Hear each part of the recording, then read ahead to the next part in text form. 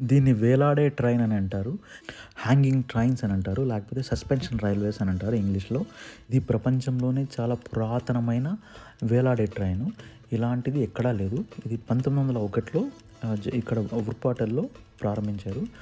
జర్మనీలో గానీ, వేరే ప్రదేశాల్లో గానీ కిందుంటాయి. ఇది పైకి ఉండడానికి కారణం ఎందుకంటే మొత్తం నది ఉంటుంది. నది పైనే కట్టారు ఇది. మామూలుగా ఖాళీ బయలు ప్రదేశంలో అయితే కింద రైలు పోతాయి. ఇక్కడ ఈ ఊరు అలాంటిది కాదనమాట. ఎక్కడ చిక్కితే అక్కడ కట్టడానికి సరిగ్గా లేదు. అందువల్ల వీళ్ళు పైన కట్టారు. సిటీ అనుకూలంగా ఉండింటే కిందే పెట్టేవాళ్ళు. అందువల్ల ఇది పైనే కట్టారు. ఇది 13 కిలోమీటర్ల వెడల్పు ఉంటుంది. మొత్తం అర్ధగంటలో మొత్తం ఊరంతా చుట్టేసి రావచ్చు. ఇది ఒక్కసారి స్టార్ట్ అయిందంటే అర్ధగంట వరకు పోతుంది. మొత్తం ఊరంతా చూడొచ్చు. ఇది స్టార్ట్ అంటే 90 సంవత్సరాల వరకు బాగుంది. తర్వాత 1999లో ఒక్కసారి యాక్సిడెంట్ అయింది. దానివల్ల ఒక 5-6 మంది ఏమో చనిపోయినారు.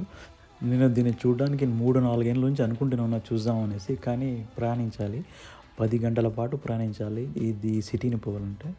మొత్తానికైతే చూసుకున్నా అది చాలు.